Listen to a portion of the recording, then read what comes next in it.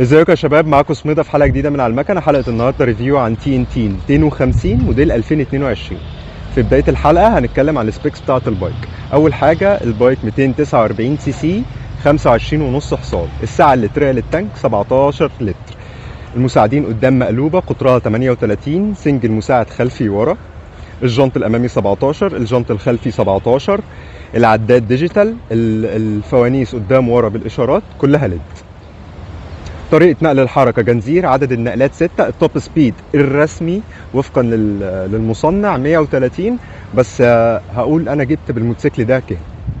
التبريد هنا ريداتير بالمية، سنجل ديسك امامي وسنجل ديسك خلفي للفرامل، والاتنين باكب. جينا بقى للفقرة المفضلة، فقرة العيوب.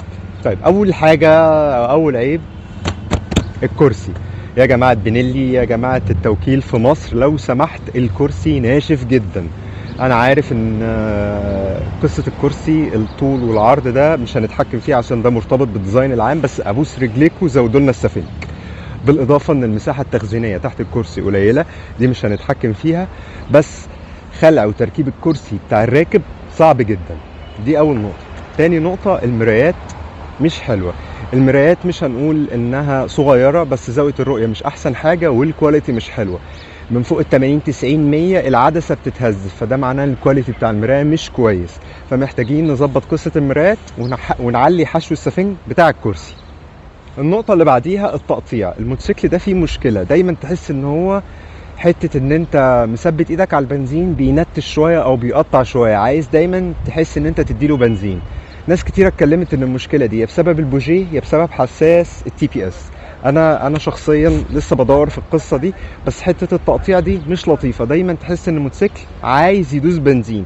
هي مش مزعجة بدرجة كبيرة بس رخمة، يعني في حتة المشي الصلنسي او المشي الهادي تحس ان الموتوسيكل عايز يجري.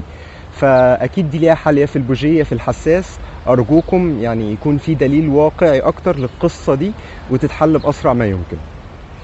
بالنسبة للثبات، ده ستريت بايك، يعني مش مصمم للسرعات العالية، فمش هنفتري ونقول الموتوسيكل مش ثابت وكذا وكذا وكذا. انا في رأيي الشخصي انا جربت الموتوسيكل بعد ما لينته قفلت بيه عداد.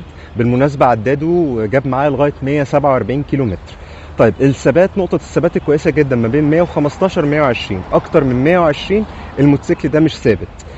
في مشكله كبيره جدا لما جبت بيه من اول 135 140 الموتوسيكل عمل معايا وابلنج، الجادون بقى يروح يمين وشمال، وخصوصا ان كان فيه هواء جانبي، فالموتوسيكل مش امن تماما فوق ال 135 140. وانا بقول لك هو مش مصمم للسرعه دي، ف 115 120 حلو جدا عليه، والثبات فيه فوق المعقول بشويه كمان.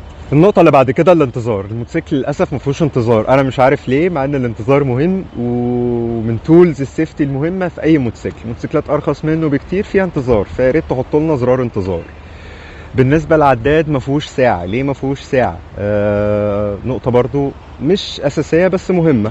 واخيرا في العداد الحراره، اول نقطه هي تلخبط شويه، محدش عارف هي بزيرو ولا دي محسوبه من وسط الشرط، بس غالبا هي بزيرو.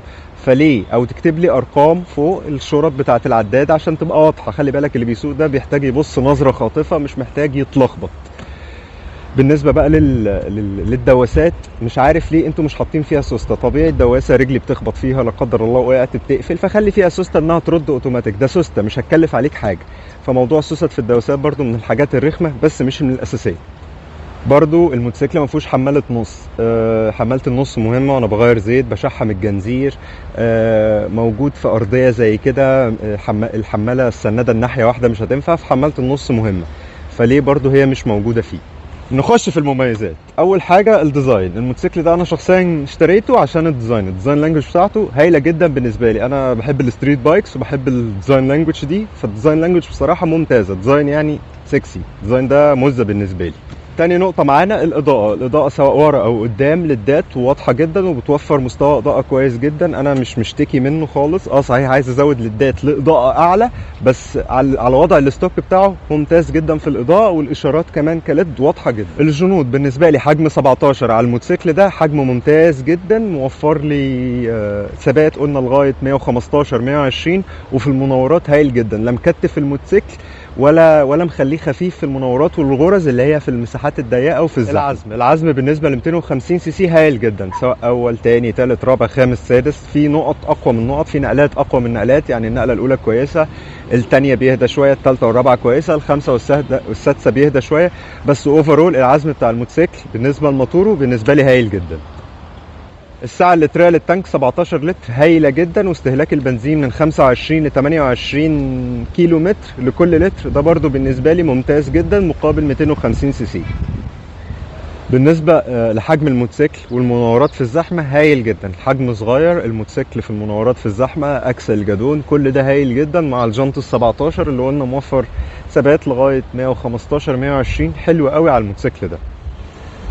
برضو من ضمن المميزات ان الموتوسيكل تبريد ميه، يعني مش هتقلق من حته السخونه وفي الزحمه، لان الموتوسيكل ده معمول اكتر للزحمه والديلي يوز. الخلاصه انا شخصيا اشتريت الموتوسيكل ده ودفعت ثمنه، فاللي انا بقوله ده انا مقتنع بيه.